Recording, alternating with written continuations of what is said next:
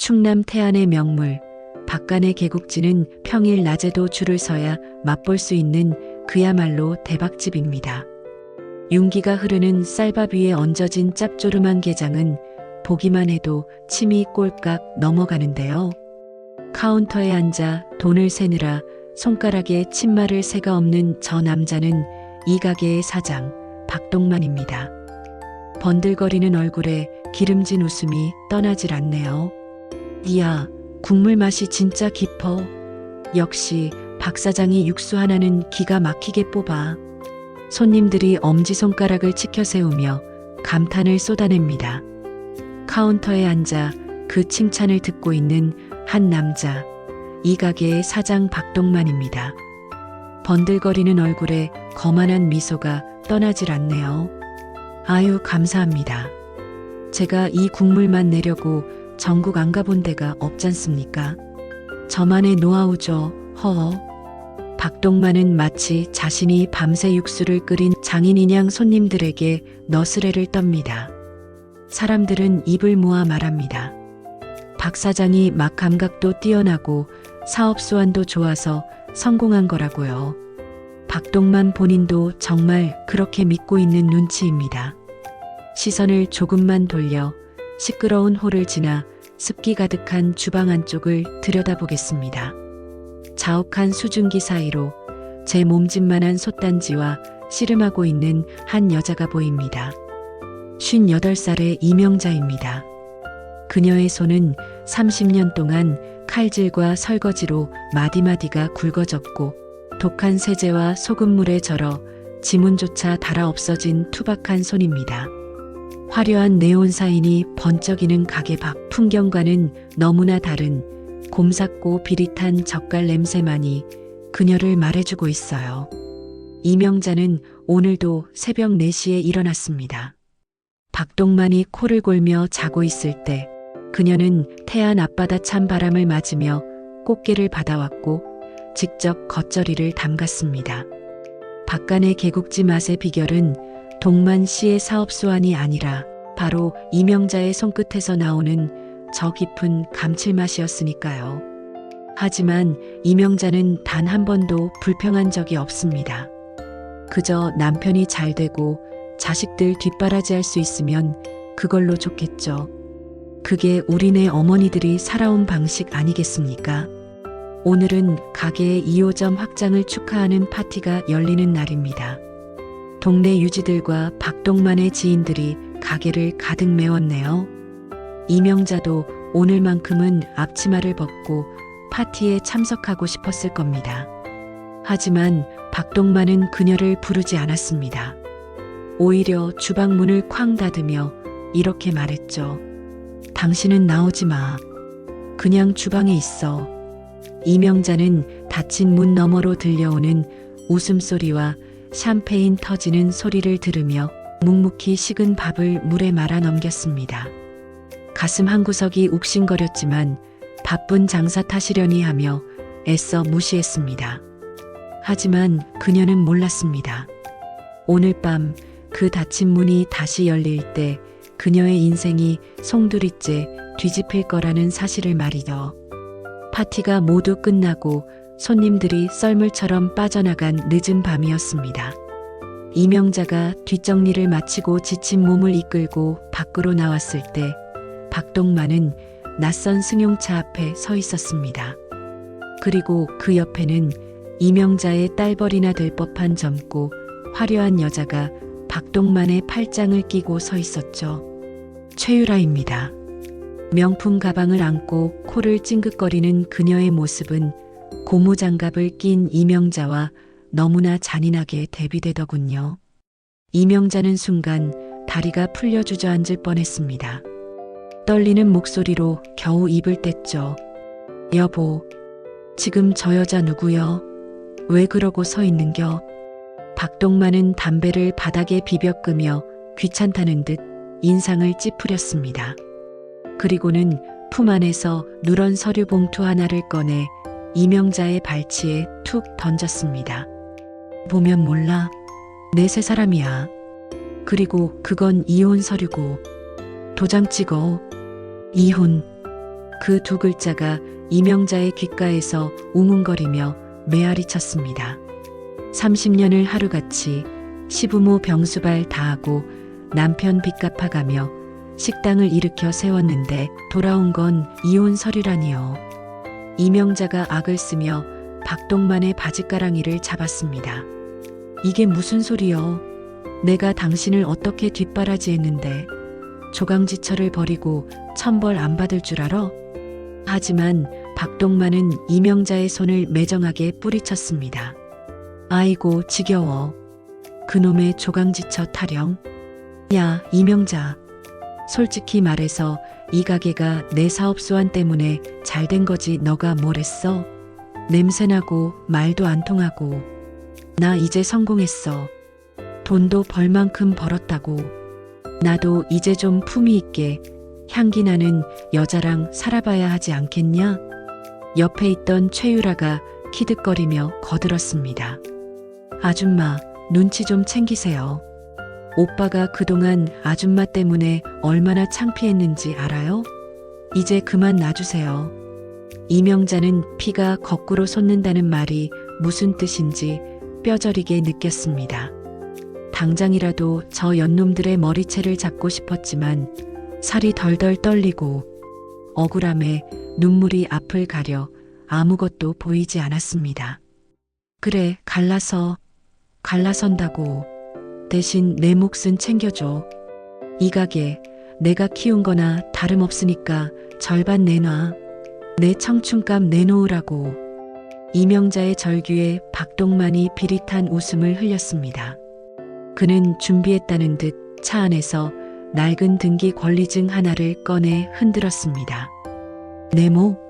안 그래도 섭섭지 않게 준비했지. 자, 받아. 박동만이 던져준 것은 가게의 권리증도 두툼한 현금 봉투도 아니었습니다. 태안 바닷가 끄트머리, 개발도 안 된 외진 곳에 있는 낡아빠진 소금 창고의 등기였습니다. 이거 우리 친정 아버지가 남겨준 거잖아. 원래 내 거잖아.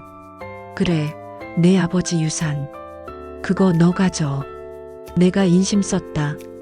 그거 말고는 한 푼도 못 주니까 그렇게 알아. 내 재산? 이미 다 법인으로 돌려놔서 내가 소송해봤자 국물도 없어. 이명자는 망치로 머리를 얻어맞은 것 같았습니다. 남편은 이미 치밀하게 준비를 끝내놓았던 겁니다. 빈털터리로 쫓겨나게 생긴 기막힌 상황. 박동만은 멍하게 서 있는 이명자를 밀치고 최유라와 함께 차에 올라탔습니다. 내일 사람 보낼 테니까 짐 싸서 나가. 아, 짐이랄 것도 없나? 몸만 나가면 되겠네. 부릉, 고급 세단의 엔진 소리가 이명자의 통곡 소리를 덮어버렸습니다. 멀어지는 붉은 미등을 보며 이명자는 바닥을 치고 울었습니다. 하지만 아무리 울어도 돌아오는 건 차가운 밤바람뿐이었죠. 다음 날 이명자는 정말로 쫓겨났습니다. 옷까지 몇 벌을 쑤셔 넣은 보따리 하나가 그녀 인생의 전부였습니다. 택시를 타고 한참을 달려 도착한 곳은 태안의 외딴 바닷가. 자풀이 무성하게 자라 길조차 보이지 않는 그곳에 귀신이 나올 것처럼 흉물스러운 소금 창고 하나가 덩그러니 서 있었습니다. 비가 추적추적 내리기 시작했습니다. 이명자는 녹슨 자물쇠를 도르로 내리쳐 겨우 문을 열었습니다. 끼익, 쇠 긁히는 소름 끼치는 소리와 함께 문이 열리자 코를 찌르는 악취가 훅 끼쳐왔습니다. 훅. 이명자는 코를 틀어막았습니다. 창고 안은 엉망이었습니다. 천장에서는 빗물이 뚝뚝 떨어지고 바닥은 진흙투성이었죠.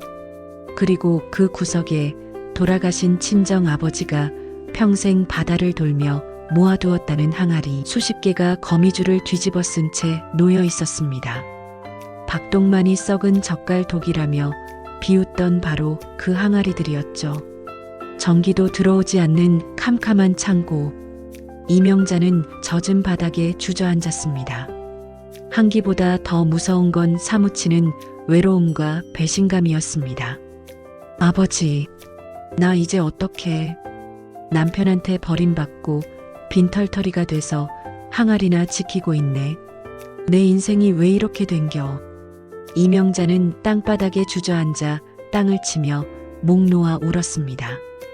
항아리 깨진 틈으로 시커멓고 끈적한 액체가 흘러나와 이명자의 옷을 적셨습니다. 퀴퀴하고 묘한 냄새가 났습니다.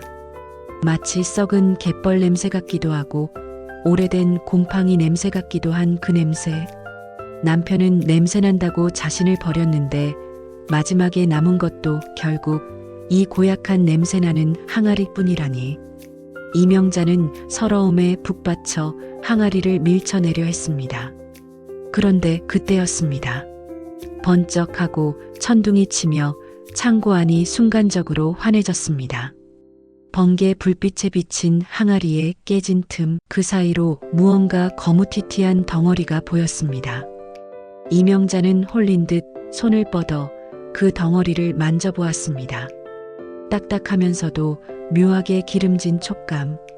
이게 뭐다냐? 아버지는 대체 젓갈을 담근겨, 돌덩이를 담근겨. 이명자는 알지 못했습니다. 지금 그녀가 만지고 있는 이 볼품없는 검은 덩어리가 그녀의 눈물을 닦아줄 유일한 희망이라는 것을요. 그리고 박동만이 똥물이라며 비웃었던 이 냄새가 머지않아 대한민국 상류층을 홀린 기적의 향기가 될 것이라는 사실을 말이죠. 빗줄기는 점점 굵어지고 창고 지붕을 때리는 빗소리는 마치 이명자의 억울함을 대신해 울어주는 듯 요란했습니다. 차가운 냉기가 스며드는 바닥에 웅크리고 누운 이명자. 그녀의 눈가에 맺힌 눈물이 주르륵 흘러내려 항아리 위로 떨어졌습니다. 그녀의 인생에서 가장 춥고 긴 밤이 시작되고 있었습니다. 하지만 여러분, 기억해 주세요. 가장 짙은 어둠은 새벽이 오기 직전에 찾아온다는 것을요. 버려진 소금 창고 안 30년 묵은 항아리 속에서 조용히 숨쉬고 있는 저 검은 덩어리가 과연 어떤 반전을 품고 있을지 궁금하지 않으십니까? 구독과 좋아요 부탁합니다. 이명자의 눈물 젖은 밤은 이제 막 시작되었을 뿐입니다. 그리고 그 끝에 기다리고 있을 통쾌한 복수극 또한 이제 막 카운트다운을 시작했습니다. 태안 바닷가에 위치한 낡은 소금 창고에도 어김없이 봄은 오고 있었습니다. 명자가 쫓겨난 지 어느덧 한 달이 지났습니다. 그 사이 명자의 거칠어진 손에는 흙물이 들었습니다. 그녀는 창고 앞 자투리 땅을 개간해 상추와 쪽파를 심었습니다. 사람이 참 모질지가 못해서 죽어야지 하면서도 배가 고프면 밥을 넘기게 되고 싹이 트는 걸 보면 또 살아야겠다는 생각이 드는 게 인생이더군요. 명자는 창고 바닥에 진흙을 걷어내고 아버지의 항아리들을 반질반질하게 닦아 놓았습니다. 비록 코를 찌르는 묘한 냄새는 여전했지만 그 냄새마저 이제는 아버지의 채취 같아 견딜만 했습니다. 그래, 명자야. 살자. 그 인간 보란 듯이 여기서 뼈를 묻고 살아. 명자가 호미질을 하며 땀을 훔치고 있을 때였습니다. 고요한 시골길 먼지 구름을 일으키며 낯익은 검은색 세단이 달려왔습니다. 박동만이었습니다. 얼마 전 명자의 손을 강제로 잡아 끌어 이혼 서류에 지장을 찍게 하고 위자료는 이걸로 퉁치자며 1천만 원짜리 수표 한 장과 창고 등기 권리증을 던져주고 간 천하의 쓰레기. 차 문이 열리고 선글라스를 낀 박동만과 최유라가 내렸습니다. 명자는 쥐고 있던 호미를 꽉 움켜쥐었습니다. 아이고 냄새야. 오빠 여기 진짜 사람 살 곳이 못 된다니까.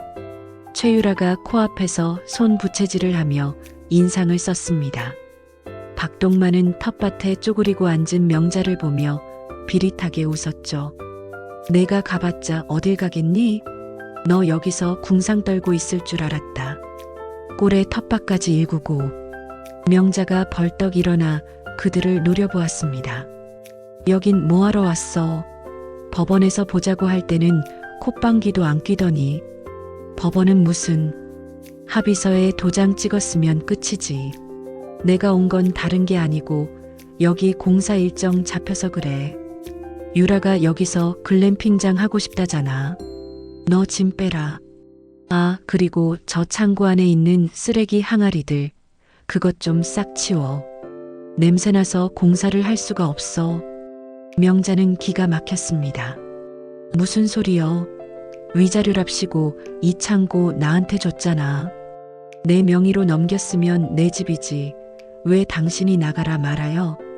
박동만이 혀를 찼습니다. 멍청한 건 여전하네. 야, 내가 준 건 창고 건물이지 땅이 아니야. 땅은 아직 내 명이라고. 그러니까 남의 땅에 불법 점거하지 말고 건물 헐값에 넘기고 나가라고. 저 안에 있는 썩은 독들도 다 깨버리기 전에 치우고.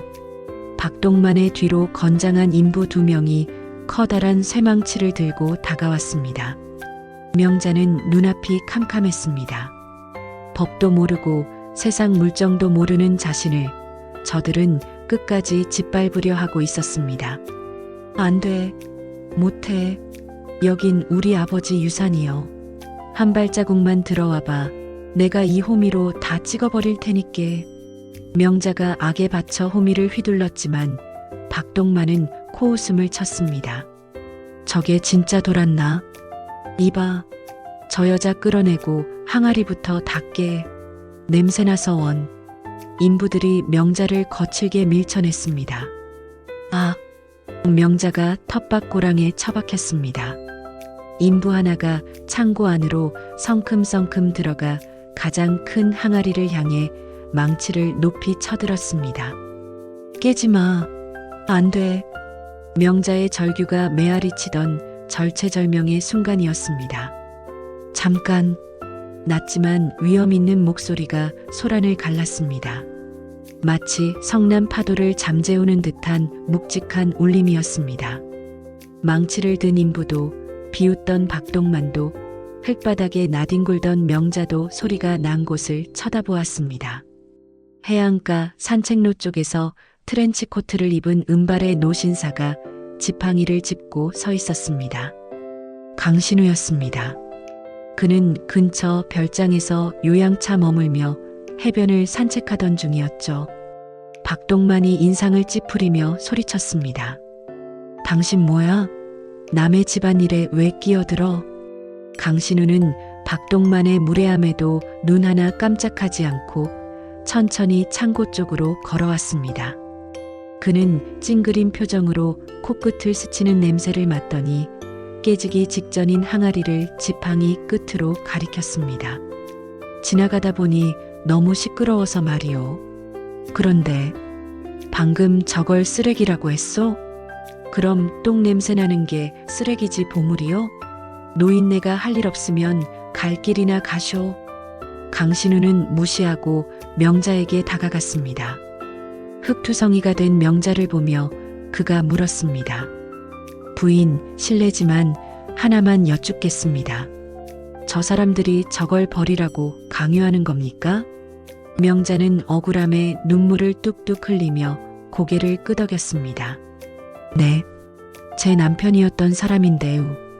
이 냄새나는 항아리들 다 깨버려야 공사한다고. 저보고 나가라고. 이게 우리 아버지 유일한 유산인데. 상황을 파악한 강신우의 눈빛이 매섭게 변했습니다. 그는 창고 안으로 들어가 인부가 발로 차서 금이 간 항아리 틈을 살펴보았습니다. 시커먼 액체가 흘러나오는 덩어리. 그는 주저없이 손가락으로 그 검은 액체를 찍어 코에 가져다 댔습니다. 최유라가 기겁하며 소리를 질렀습니다. 으악, 더러워. 할아버지 미쳤어요? 하지만 강신우는 전율했습니다. 30년, 아니 40년은 좋기 넘은 향기였습니다. 역한 냄새 속에 숨어있는 바다의 깊고 그윽한 흙내음. 강신우가 박동만을 돌아보며 싸늘하게 물었습니다. 이봐 젊은이, 자네 눈에는 이게 똥으로 보이는가? 아, 똥을 똥이라 하지 그럼 뭐라 합니까? 무식하면 용감하다더니. 이건 똥이 아니라 용의 침일세. 바다가 주는 최고의 선물, 용연향 앰버그리스이란 말이야. 용? 뭐요? 박동만과 최유라가 벙찐 표정으로 되물었습니다. 향유고래가 토해낸 덩어리가 수십 년 바다를 떠돌다 굳어진 것. 그걸 다시 알코올에 담가 수십 년을 숙성시킨, 부르는 게 값인 최고급 천연 향료지. 내 평생 이렇게 완벽하게 숙성된 건 처음 보는구먼. 부르는 게 값이라니요? 그게 얼마짜린데요? 최유라가 눈을 반짝이며 끼어들었습니다. 이 정도 양이면 좋기 수십억은 넘겠군. 수십억? 순식간에 분위기가 반전되었습니다. 박동만의 눈동자가 탐욕으로 번들거렸습니다. 수십억? 야, 유라야 들었냐? 이게 다 돈이란다. 역시 장인어른이 뭔가 깊은 뜻이 있었어. 박동만은 언제 그랬냐는 듯 비굴한 웃음을 흘리며 항아리 쪽으로 달려들었습니다. 아이고 선생님, 제가 몰라 뵙고. 명자야 아니 여보. 들었지? 이게 보물이래. 빨리 용달 트럭 불러서 차에 실자. 박동만이 항아리에 손을 대려는 순간 강신우의 지팡이가 박동만의 앞을 가로막았습니다. 잠깐. 아니, 왜 이러십니까? 내 물건 내가 가져가겠다는데. 자네 물건? 방금 전까지 쓰레기라며 부인에게 다 가지라고 하지 않았나? 내 귀로 똑똑히 들었는데. 아니, 그건 아까 화가 나서 한 소리고, 아직 이혼 도장 잉크도 안 말랐고 이 창고 땅 주인은 나란 말이오. 당연히 내 땅에 있는 건 내 거지. 박동만이 억지를 부리자 명자가 벌떡 일어났습니다. 웃기지 말어. 당신이 그랬잖아. 위자료 줄 돈 없으니까. 이 썩은 항아리랑 창고나 가지라고. 각서에 다 써있잖아. 시끄러워. 땅 주인이 나면 내 거지. 법대로 해, 법대로. 박동만이 명자를 밀치고 항아리를 억지로 들어올리려 했습니다. 그때였습니다. 법대로 하자고 했소? 강신우가 휴대전화를 꺼내 들었습니다. 내가 이 지역 경찰서장과 차 한잔하기로 했는데 지금 당장 오라고 해야겠군. 특수협박의 기물파손, 그리고 유채동산 소유권 분쟁까지. 경찰 앞에서 한번 따져볼까? 내가 보기엔 이미 소유권, 포기 의사를 밝힌 녹취나 증인이 있다면 자네가 불리할 텐데. 경찰서장이라는 말에 박동만이 멈칫했습니다. 그는 지역 유지들의 눈치를 보며 사업을 하는 터라 관공서와 엮이는 걸 제일 싫어했으니까요. 아니, 뭐 경찰까지. 허참. 박동만은 씩씩거리며 항아리를 내려놓았습니다. 수십억이라는 말에 배가 아파 죽을 지경이었지만 당장은 낯선 노인의 기세와 경찰이라는 말에 눌려 방법이 없었습니다. 두고 봐. 내가 변호사 사서 다시 올 테니까. 야, 이명자. 그거 하나라도 빼돌리면 횡령이다. 꼼짝 말고 그대로 둬. 박동만은 분을 사귀지 못한 채 최유라와 함께 차에 올라탔습니다. 가자. 변호사 사무실부터 가. 흙먼지를 일으키며 차가 사라지자 명자는 그제야 다리에 힘이 풀려 주저앉았습니다. 아이고, 아버지. 강신우가 다가와 흙 묻은 명자의 옷을 털어주었습니다. 다친 데는 없으십니까? 선생님, 고맙구만요. 근데 이게 진짜 수십억이나 해요? 제가 꿈을 꾸는 건가요? 강신우는 인자한 미소로 고개를 끄덕였습니다. 꿈 아닙니다. 진짜 보물입니다. 하지만 부인, 저자가 그냥 물러설 위인이 아닙니다. 법적으로 부부관계가 완전히 정리되지 않았다면, 또 땅 소유권이 저자에게 있다면 싸움이 길어질 겁니다. 명자의 얼굴에 다시 수심이 가득 찼습니다. 그럼 어떡해요? 전 돈도 없고 백도 없는데. 그래서 제안하는 겁니다. 저 원석은 가공하지 않으면 그저 냄새나는 돌덩이일 뿐입니다. 하지만 제품으로 만들어서 부인의 이름으로 세상에 내놓으면 누구도 뺏어갈 수 없는 부인의 브랜드가 됩니다. 강신우가 명자의 투박한 손을 바라보았습니다. 30년 동안 가족을 위해 헌신한 그 손맛과 끈기라면 이 향기를 다룰 자격이 충분합니다. 저와 함께 해보시겠습니까? 저 콧대 높은 놈들이 감히 쳐다보지도 못할 만큼 보란듯이 성공하게 도와드리겠습니다. 명자는 자신의 텃밭을 그리고 아버지의 항아리를 바라보았습니다. 더 이상 도망칠 곳도 물러설 곳도 없었습니다. 그녀는 눈물을 쓱 닦고 강신우를 향해 고개를 들었습니다. 그녀의 눈빛에 처음으로 도끼가 아니 살아야겠다는 생기가 돌기 시작했습니다. 해볼라네요. 똥물인 줄 알았더니 보물이라니께. 나도 헌신짝이 아니라 보물이었다는 거 그 인간한테 꼭 보여주고 싶구만요. 창고를 벗어난 박동만의 차는 비포장 도로를 미친 듯이 질주하고 있었습니다. 운전대를 잡은 박동만의 손은 흥분으로 덜덜 떨렸고 조수석에 최유라는 휴대전화 계산기를 두드리느라 정신이 없었죠. 오빠 수십억이면 대체 0이 몇 개야? 그 할아버지가 뻥친 건 아니겠지? 아니야. 그 노인네 눈빛이 예사롭지 않았어. 그리고 그 냄새 맡아봤잖아. 뭔가 있긴 있어. 아오, 내가 미쳤지. 그 로또 복권을 제 발로 걷어차고 나왔다니. 박동만은 핸들을 쾅 내려치며 소리쳤습니다. 30년 묵은 젓갈 독인 줄 알고 명자에게 선심 쓰듯 던져준 것이 사실은 강남 아파트 몇 채 값이라니. 배가 아파서 창자가 꼬일 지경이었습니다. 오빠 당장 변호사한테 전화해봐. 땅 주인이 오빠인데 그 안에 있는 물건도 당연히 오빠 거 아니야? 그래, 맞다. 김 변호사. 박동만은 급하게 스피커폰으로 담당 변호사에게 전화를 걸었습니다. 신호가 몇 번 가기도 전에 그가 고래고래 소리를 질렀습니다. 여보세요. 김 변호사. 나야, 박 사장. 내 땅에 있는 물건 말이야. 그거 내가 가져오는데 문제 없지? 그게 무슨 소리야? 수화기 너머로 변호사의 곤란한 목소리가 흘러나왔습니다. 사장님, 지난번 합의서에 창고 및 창고 내 적치물 일체를 부인분께 양도한다고 명시하셨잖아요. 소유권 이전 등기가 안 됐더라도 계약서에 도장 찍으셨으면 법적으로는 부인분 소유로 인정될 가능성이 큽니다. 소송 가시면 최소 1년은 걸리고요. 승소는 당연히 장담 못하고요. 뭐라고?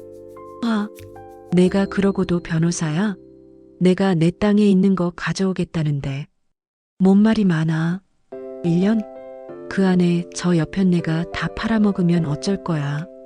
박동만은 욕설을 퍼붓고 전화를 끊어버렸습니다. 빌어먹을. 법대로 하면 1년이나 걸린단다. 그 사이에 명자가 눈치채고 팔아버리면 끝장이야. 박동만의 눈이 붉게 충혈되었습니다. 법으로 안 되면 남은 방법은 하나뿐이었습니다. 유라야, 걱정 마. 법은 멀고 주먹은 가깝다잖아. 어차피 저 창고 CCTV도 없고 개미 새끼 한 마리 안 지나가는 깡촌이야. 내가 사람을 쓰든 몰래 들어가든 해서라도 무조건 가져온다. 그래 오빠. 우리가 못 먹을 바엔 차라리 깨버리는 게 낫지. 저 아줌마가 그 돈으로 호강하는 꼴은 절대 못 봐. 박동만은 백미러로 멀어지는 소금 창고를 노려보았습니다. 탐욕으로 번들거리는 그의 눈빛은 이미 이성을 잃고 있었습니다. 기다려라 이명자. 그 돈 10원 한 장도 내 주머니엔 안 들어갈 테니까.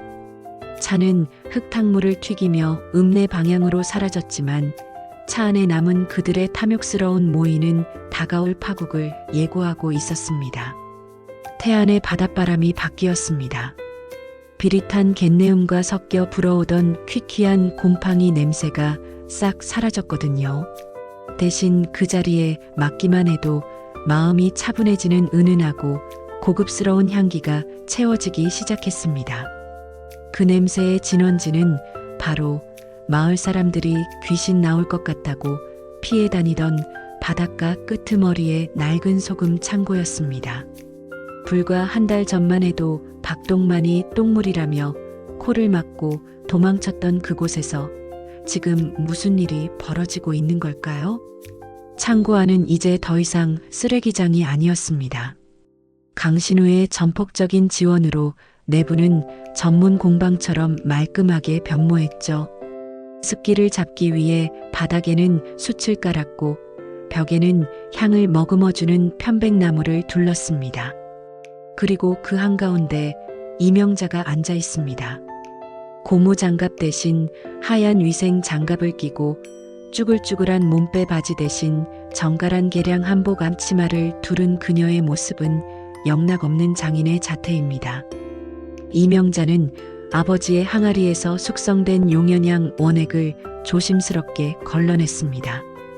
30년 넘게 묵은 그 검은 액체는 끈적하고 진했습니다. 강신우는 이명자에게 서양의 조향 기술을 가르치려 했지만 명자는 고개를 저었습니다. 선생님, 이건 서양식이 아니라 우리식으로 해야 해요. 된장 담그듯이, 젓갈 삭히듯이 그렇게 다뤄야 제맛이 나요. 이명자는 평생을 바쳐온 발효의 지혜를 발휘했습니다. 태안 바다에서 해풍을 맞고 자란 자생 허브와 약숙을 뜯어와 덮고 그것을 용연향과 배합해 옹기에서 다시 2차 숙성을 시켰죠.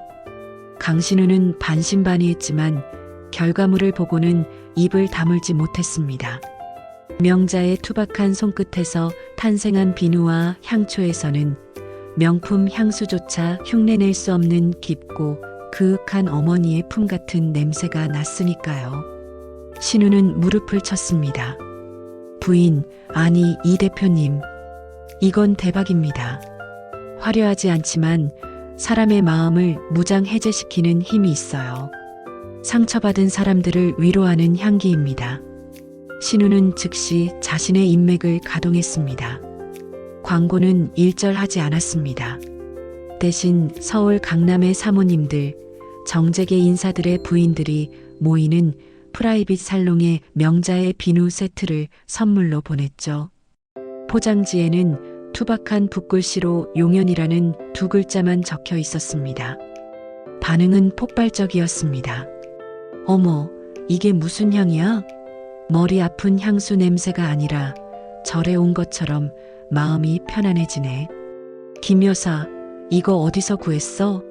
우리 바깥 양반이 불면증 때문에 고생했는데 이 향초 켜고 나서부터는 꿀잠을 잔다니까. 소문은 발없는 말이 되어 천리를 갔습니다. 용의 침으로 만든 기적의 비누 쓰는 순간 애군을 막아주는 향초라는 입소문이 돌면서 돈 좀 있다는 사모님들 사이에서 명자의 제품은 구하고 싶어도 못 구하는 귀한 몸이 되었습니다. 주문 전화가 빗발쳤고 한적했던 태안 시골길에는 검은색 고급 세단들이 줄을 잇기 시작했습니다. 명자는 눈코 뜰 새 없이 바빴지만 몸이 고단한 줄도 몰랐습니다. 통장에 찍히는 동그라미의 개수가 늘어날 때마다 그녀의 무너졌던 자존감도 하나둘씩 다시 쌓여갔으니까요. 그녀는 더 이상 남편에게 버림받은 초라한 늙은이가 아니었습니다. 자신의 이름 석자로 세상을 향기롭게 만드는 당당한 사업가 이명자였습니다. 반면 박동만의 상황은 정반대로 흘러가고 있었습니다. 박간의 개국지 2호점. 점심시간인데도 가게는 텅 비어 있었습니다. 팔이 날리는 소리만 윙윙거릴 뿐 손님들의 북적거림은 온데간데 없었죠. 박동만은 카운터에 앉아 파리채만 휘두르며 한숨을 푹푹 내쉬었습니다. 아니, 다들 입맛이 떨어졌나? 왜 이렇게 손님이 없어? 이유는 뻔했습니다. 명자가 쫓겨난 뒤 주방을 장악한 건 최유라가 데려온 싼 인부들이었으니까요. 최유라는 명품 가방 살 돈을 마련하겠다고 재료비를 건드렸습니다. 국산 꽃게 대신 냉동 수입산 꽃게를 썼고 직접 담근 묵은지 대신 중국산 김치를 식탁에 올렸죠. 사장님, 이거 국물 맛이 왜 이래요? 예전 그 깊은 맛이 안 나잖아요. 비린내만 나고. 단골 손님이 숟가락을 탁 내려놓으며 항의했습니다. 예전 같으면 명자가 달려나와 죄송하다며 햇김치라도 썰어주며 달랬겠지만 지금 호를 지키는 건 최유라였습니다. 그녀는 손톱을 다듬으며 심드렁하게 대꾸했죠. 아니, 손님 입맛이 변한 거 아니에요? 우리 레시피 그대로거든요. 싫으면 딴 데 가시든가. 뭐요? 장사 이따위로 할 거야? 내가 다시는 오나 봐라. 손님은 돈을 내던지고 나가버렸습니다. 박동만은 똥줄이 탔습니다. 매출은 반토막, 아니 10분의 1로 줄었고 확장 공사 때문에 빌린 대출 이자는 눈덩이처럼 불어나고 있었으니까요. 야, 최유라, 너 손님한테 말버릇이 그게 뭐야? 그리고 재료 좀 좋은 거 쓰라니까. 아, 시끄러워. 오빠가 능력이 없으니까 내가 아끼는 거 아니야. 꼬우면 오빠가 돈 많이 벌어오든가. 유라는 적반하장으로 소리를 지르며 카운터 구석에 처박혀 휴대전화만 들여다보았습니다. 그러다 갑자기 그녀의 눈이 휘둥그레졌습니다. 오빠, 오빠, 이리 좀 와봐. 이거 봐봐. 왜 또 호들갑이야. 카드값 내달라는 소리만 해봐라 아주. 박동만이 투덜거리며 유라의 휴대전화 화면을 들여다보았습니다. SNS 화면에는 청담동 사모님들의 이템, 기적의 향기 용연 공방이라는 해시태그와 함께 우아하게 차려입은 이명자의 인터뷰 영상이 나오고 있었습니다. 화면 속 명자는 예전에 그 쭈그려 앉아 배추나 절이던 아낙네가 아니었습니다. 은은한 윤기가 흐르는 피부, 단정하게 빗어넘긴 머리, 그리고 무엇보다 눈빛에 자신감이 가득 차 있었죠. 안녕하세요. 용연 공방 대표 이명자입니다. 이 제품은 제 아버지가 남겨주신 바다의 선물과 제 지난 30년 인내의 시간이 빚어낸. 박동만은 자신의 눈을 의심했습니다. 이게 누구여? 이명자? 저 여편네가 왜 저기에 있어? 오빠, 이거 봐. 비누 한 세트에 50만 원이래. 근데도 없어서 못 판대. 저 여자가 지금 돈방석에 앉았다고. 최유라가 발을 동동 구르며 소리쳤습니다. 박동만의 손이 부들부들 떨렸습니다. 50만 원? 그 썩은 냄새나는 덩어리로 만든 비누 쪼가리가? 저거 내 거야. 내가 창고랑 같이 준 거잖아. 저 도둑년이 내 보물을 훔쳐다가 지배를 불리고 있어. 질투와 탐욕이 박동만의 이성을 마비시켰습니다. 그는 명자가 잘 되는 꼴을 죽어도 볼 수 없었습니다. 아니, 그것보다 당장 조여오는 빚독촉을 해결하려면 저 돈이 필요했습니다.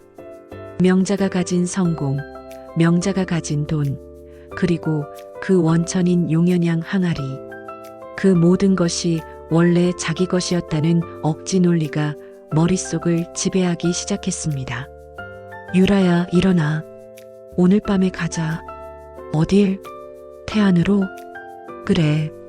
가서 내 거 다시 찾아와야지. 아직 땅 주인은 나야. 내 땅에 있는 물건 내가 가져오는데 누가 뭐라 그래? 그치? 맞지? 오빠 가서 그 항아리들 싹 다 싣고 오자. 그리고 그 비누 레시피도 뺏어와. 우리가 팔면 되잖아. 두 사람은 탐욕에 눈이 멀어 마주보고 희죽거렸습니다. 밖에는 굵은 빗방울이 떨어지기 시작했습니다. 마치 그들의 앞날을 예고하듯 하늘이 어두컴컴해지고 있었죠. 그날 저녁 태안의 소금 창고는 폭풍 전야처럼 고요했습니다. 명자는 마지막 주문 물량을 포장하고 허리를 폈습니다. 밖에서 빗소리가 거세지고 있었죠. 선생님, 비가 많이 오네요. 오늘 같은 날은 왠지 으스스한 게 무서워요.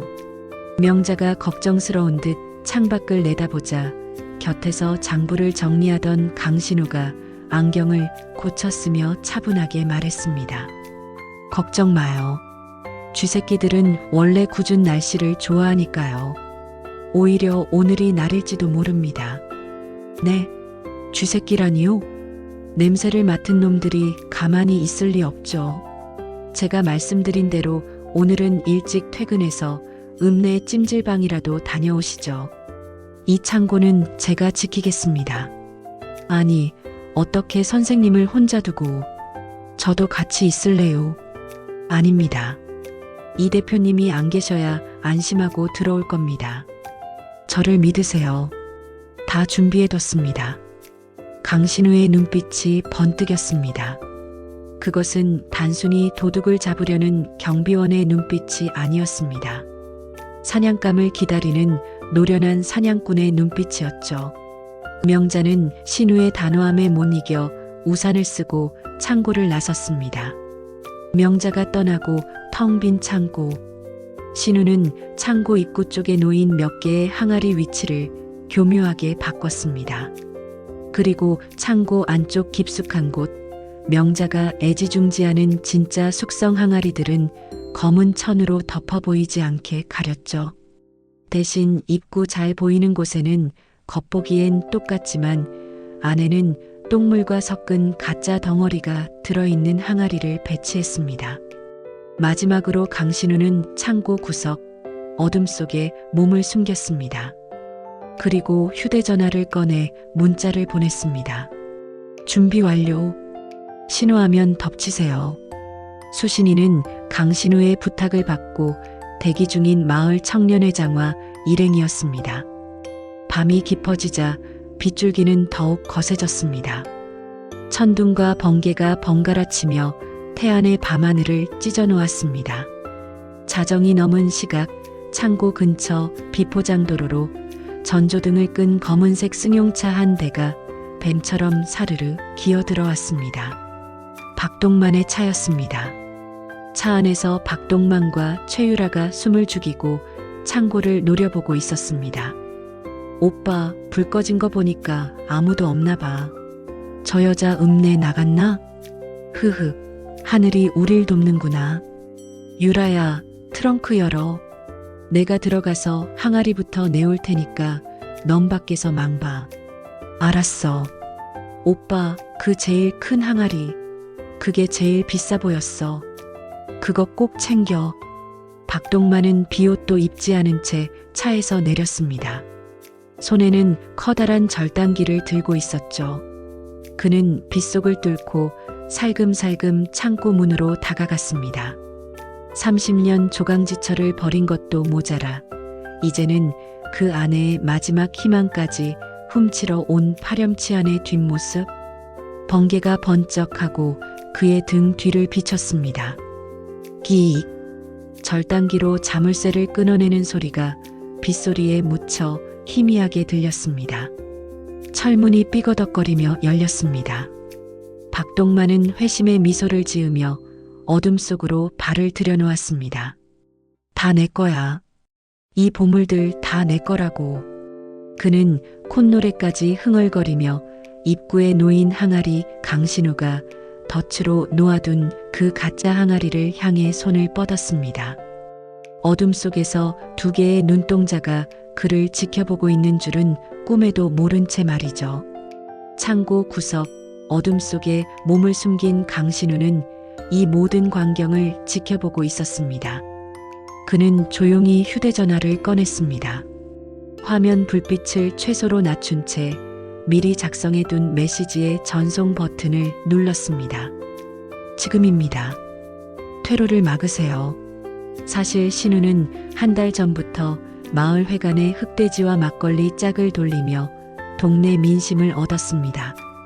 어르신들, 명자 씨가 만든 비누가 잘 돼야 우리 마을도 부자가 됩니다. 그런데 서울 깍쟁이들이 자꾸 와서 명자 씨를 괴롭히고 기술을 훔쳐가려고 하네요. 우리 마을 보물을 우리가 지켜야 하지 않겠습니까?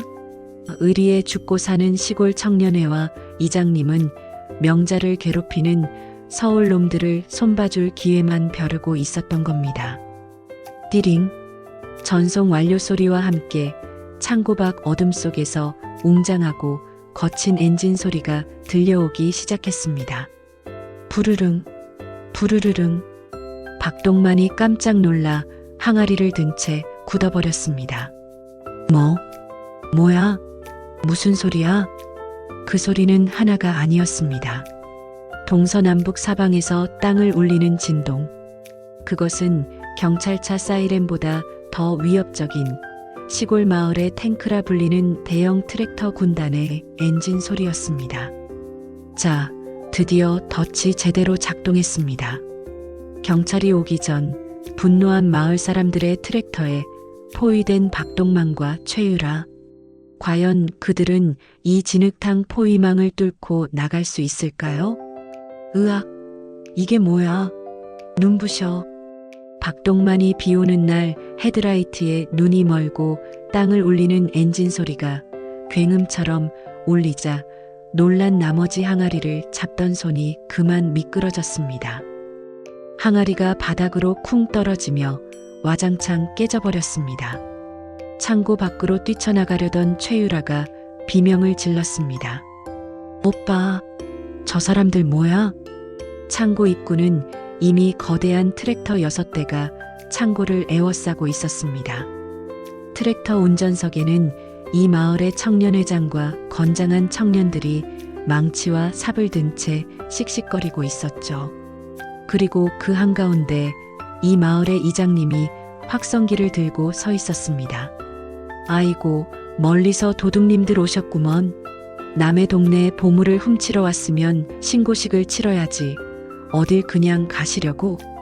이장님의 비웃음 소리가 빗소리를 뚫고 울렸습니다. 박동만은 사색이 되었습니다. 유라야. 뒷문으로 튀어.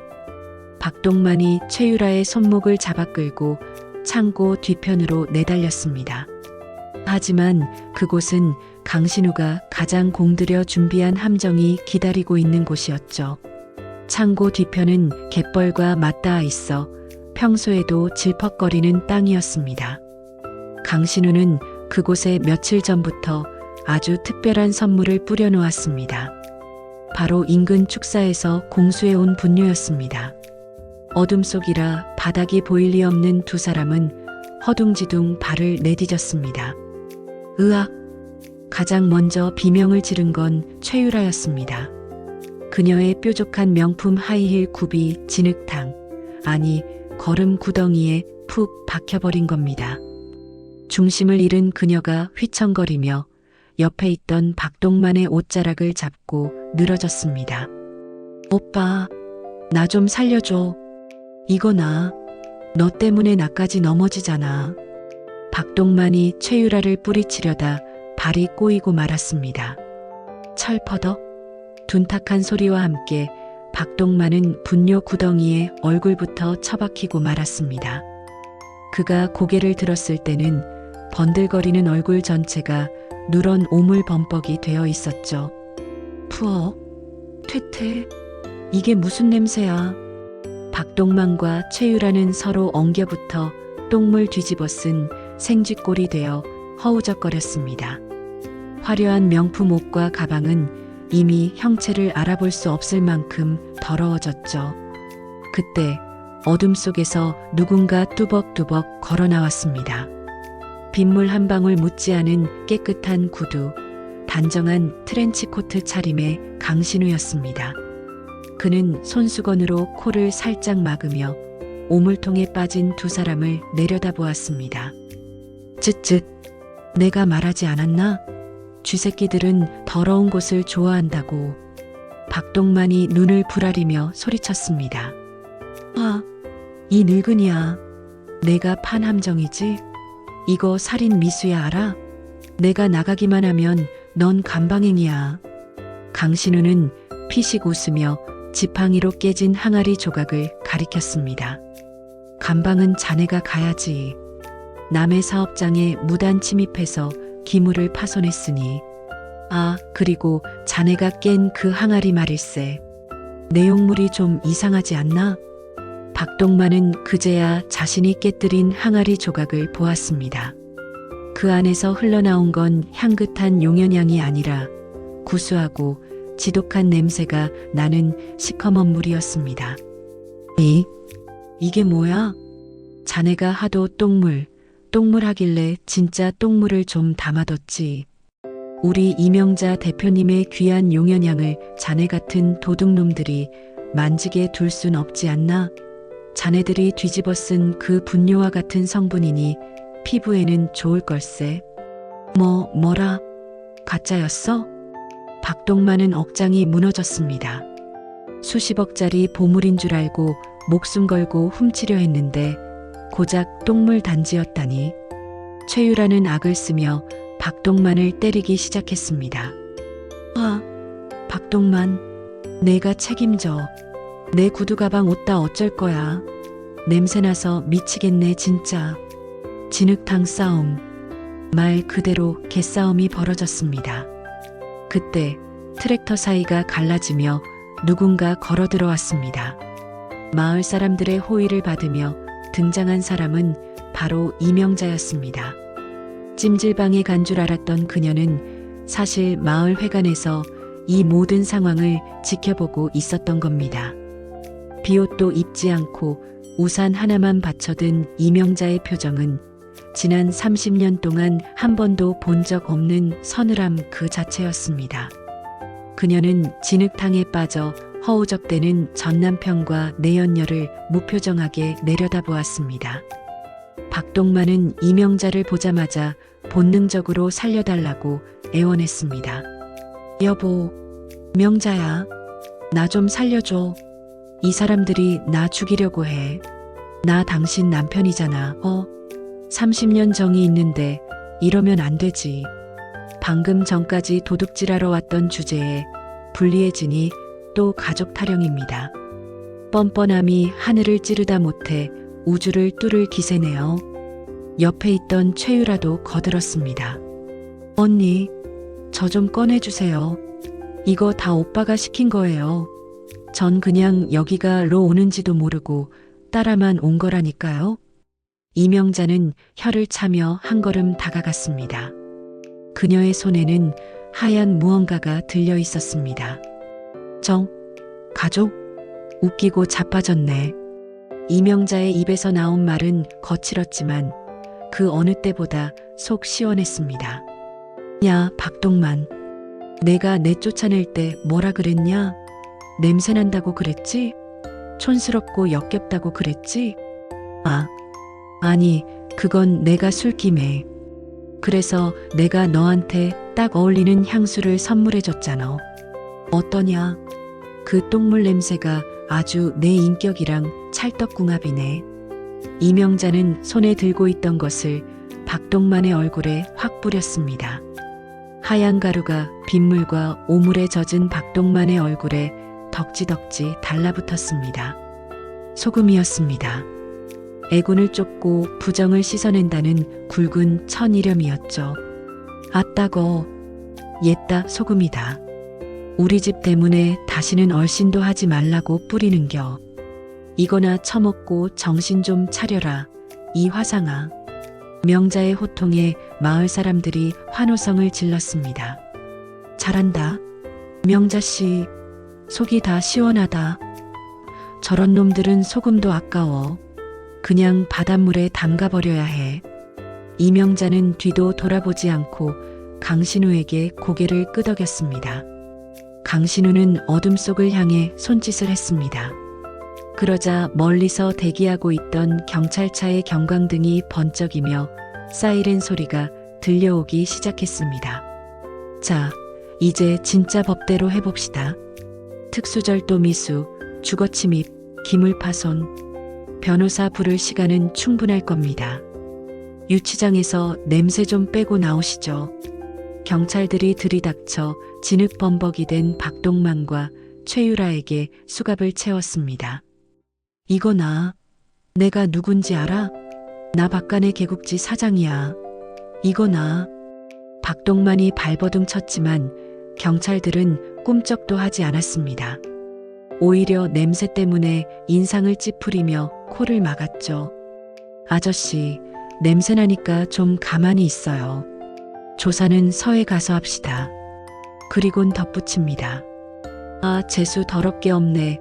이 똥물 차에 다 묻을 텐데 어떻게 태워? 그러자 다른 형사가 말합니다. 차에 못 태우니 걸어갑시다. 경찰서까지 앞장서요. 우린 차로 뒤따를 테니.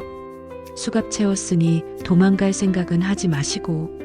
박동만과 최유라는 조선시대 죄인처럼 수갑이 채워진 채 경찰서까지 투벅투벅 걷기 시작했습니다. 경찰차가 떠나고 트랙터의 시동이 꺼지자 소금 창고 앞에는 다시 고요가 찾아왔습니다. 빗줄기도 어느새 가늘어져 보슬비로 변해 있었습니다. 마을 청년들이 뒷정리를 돕겠다며 나섰지만 이명자는 손사래를 쳤습니다. 아니여유, 다들 고생하셨는디 얼른 들어가 쉬셔요.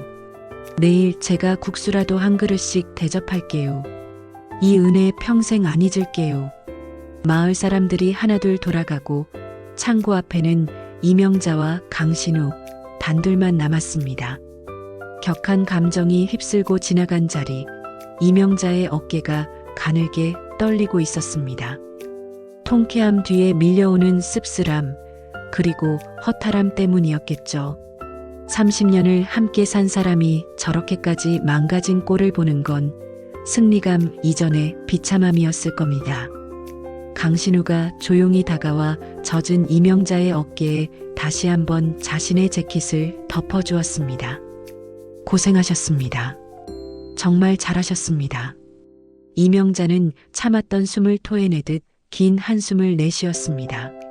선생님, 저 인간 꼴이 참 웃음이네요. 돈이 뭐라고 사람이 저렇게 추해질까요? 돈 때문에 눈이 멀어서 그런 겁니다.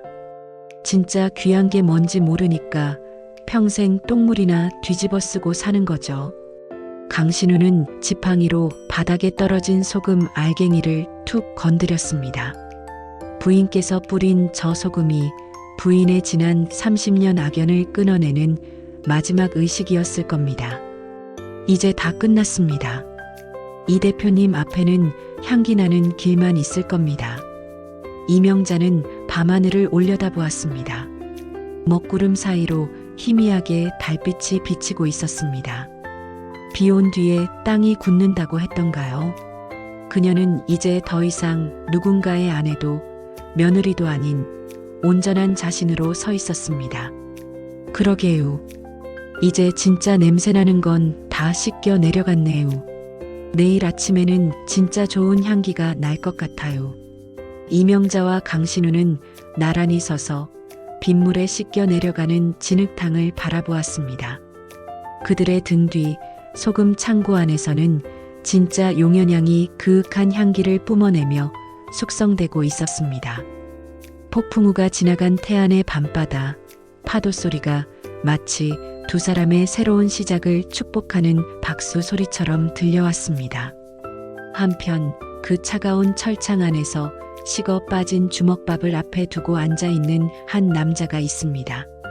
1년 전만 해도 사장님 소리를 들으며 떵떵거렸던 박동만입니다. 기름졌던 얼굴은 반쪽이 되어 퀭하고 말끔하게 빗어 넘겼던 머리는 하얗게 샜습니다. 죄수복 가슴팍에 박힌 번호표만이 그가 누구인지 말해주고 있네요. 특수절도 미수, 주거침입, 기물파손. 화려했던 그의 정가 목록입니다. 하지만 그를 진짜로 괴롭히는 건 법의 심판이 아닙니다. 바로 뼈에 사무치는 배신감과 뒤늦은 후회입니다. 박동만이 구치소에 수감되자마자 그토록 사랑한다던 내연녀 최유라는 어떻게 했을까요? 같이 기소되었으나 집행유예로 풀려났고 면회 한 번 오지 않았습니다. 대신 박동만이 숨겨둔 비상금 통장과 남은 외제차를 헐값에 팔아치우고는 그 길로 해외로 야반도주를 해버렸죠. 박동만이 변호사를 선임하려고 했을 때 그의 수중에 남은 건 단돈 10원도 없었습니다. 나쁜 년, 독사 같은 년, 내가 미쳤지, 조강지쳐버리고 저런 걸 믿다니. 박동만은 차가운 감방 바닥을 치며 울부짖었습니다. 배가 고팠습니다. 구치소에서 나오는 밥은 모래알처럼 까끌거려 목구멍으로 넘어가지 않았습니다.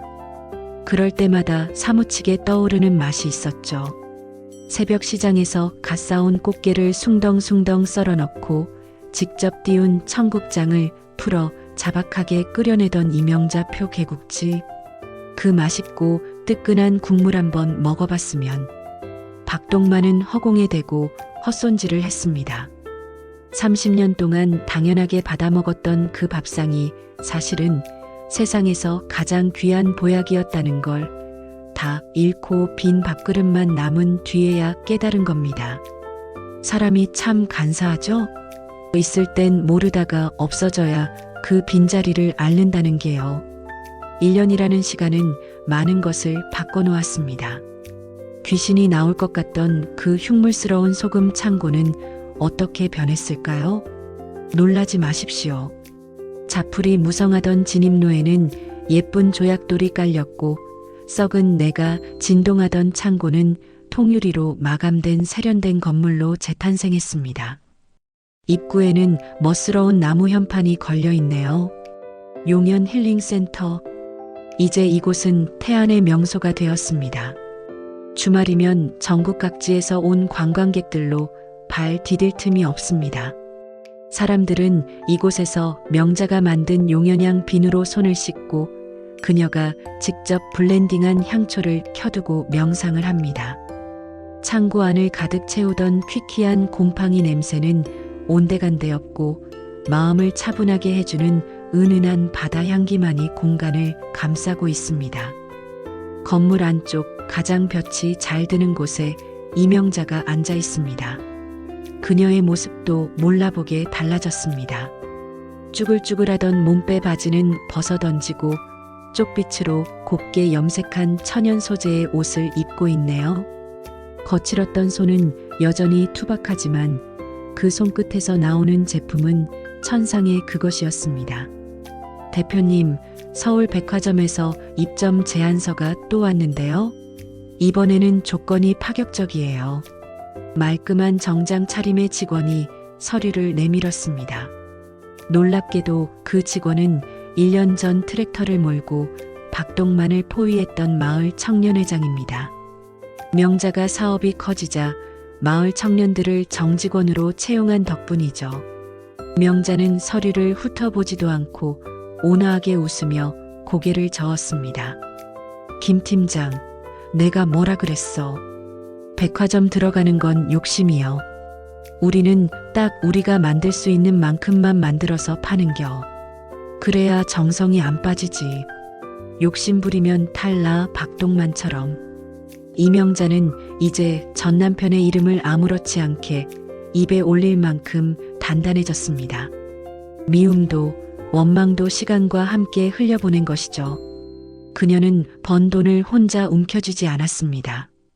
수익금의 절반은 독거노인을 위한 기금으로 내놓았고 마을 회관을 최신식으로 리모델링해 주었습니다. 마을 사람들에게 명자는 이제 단순한 이웃이 아니라 존경받는 명자 선생님이 되었습니다. 해질녘이 되자 손님들이 하나둘 빠져나가고 센터에는 고즈넉한 정막이 찾아왔습니다. 이명자는 찻잔 2개를 챙겨 들고 테라스로 나갔습니다. 그곳에는 늘 그렇듯 강신우가 앉아 노을을 바라보고 있었습니다.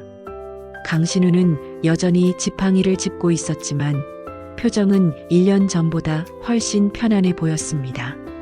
명자가 다가가 찻잔을 내려놓자 강신우가 보이지 않는 눈을 들어 명자 쪽을 향했습니다. 왔습니까? 발소리만 들어도 이제 알겠군요.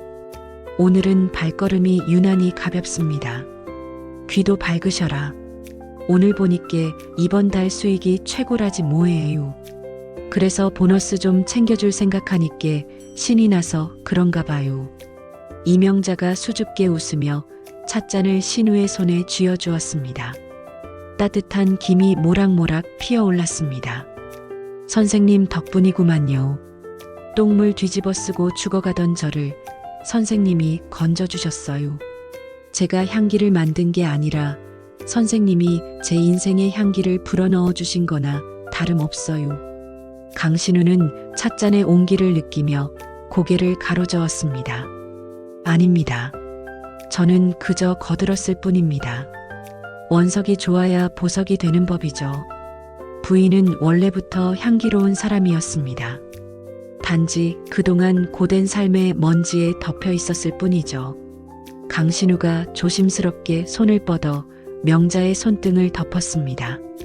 남녀 간의 뜨거운 열정이라기보다는 인생의 겨울을 함께 지나온 전후에 혹은 깊은 신뢰가 담긴 손길이었습니다. 부인, 향수에는 3가지 노트가 있습니다. 처음 뿌렸을 때 나는 탑 노트, 그 향이 날아가고 나는 미들 노트, 그리고 마지막까지 은은하게 남아 그 사람의 채취와 섞이는 라스트 노트 말입니다. 신우의 목소리가 파도 소리에 섞여 나직하게 울렸습니다. 젊음과 화려함은 금방 날아가는 탑 노트 같은 겁니다. 박동만이라는 사람은 그 찰나의 향기에 취해 진짜를 버린 거고요.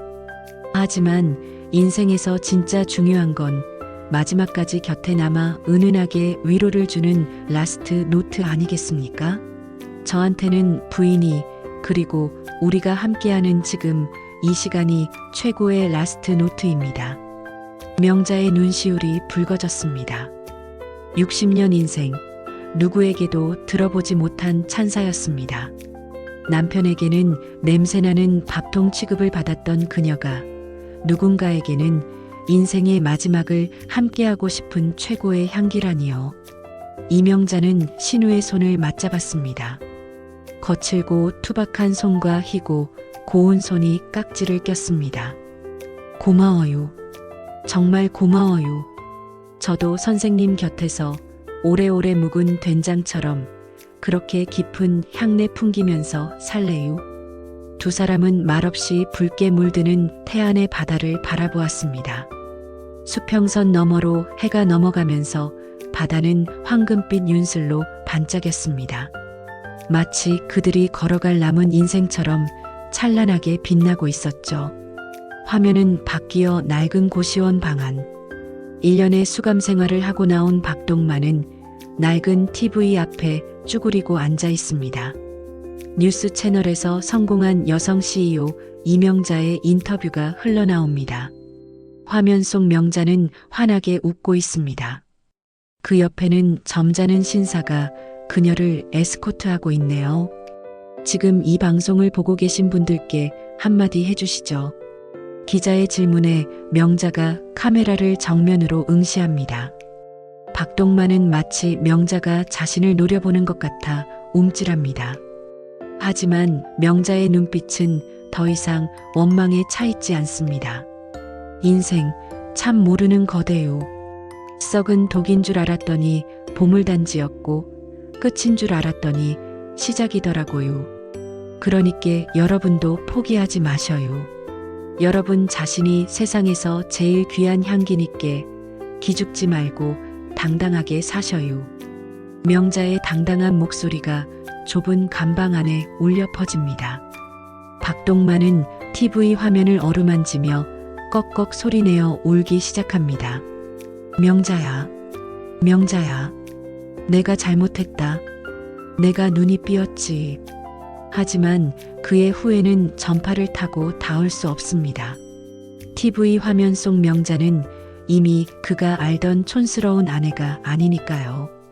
그는 바닥에 떨어진 밥풀 하나를 주워 입에 넣으며 눈물을 삼킵니다. 짭조름한 눈물 맛이 예전 명자가 해주던 밥상 맛을 더 사무치게 만듭니다.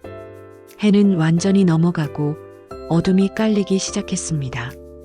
하지만 소금 창고, 아니 힐링센터의 불빛은 등대처럼 환하게 빛나고 있습니다. 여러분, 인생의 황혼기가 두려우십니까? 늙고 병들고 냄새난다고 버림받을까봐 겁이 나십니까? 걱정하지 마십시오. 용현양은 고래의 토사물이라는 오물을 뒤집어 쓰고 수십 년을 바다 위에서 표류해야만 비로소 향기가 됩니다. 어쩌면 우리가 겪어온 고생과 눈물의 시간들이 우리를 더 깊고 그윽한 사람으로 숙성시키고 있는 과정일지도 모릅니다. 이명자 씨를 보세요. 헌신짝처럼 버려졌지만 결국 스스로 꽃을 피워냈지 않습니까? 늦지 않았습니다. 지금 여러분의 곁에 있는 소중한 사람의 손을 잡으세요. 그리고 말씀해 주세요. 당신이 내 인생 최고의 향기라고요. 파도 소리가 잔잔하게 깔리는 가운데 명자와 신우가 잡은 두 손 위로 황혼에 피는 꽃, 용연이라는 자막이 떠오르며 우리의 이야기는 여기서 막을 내립니다. 가장 귀한 것은 멀리 있는 게 아니라 바로 당신 안에 있다는 사실을 잊지 마십시오. 지금까지 시청해 주셔서 감사합니다.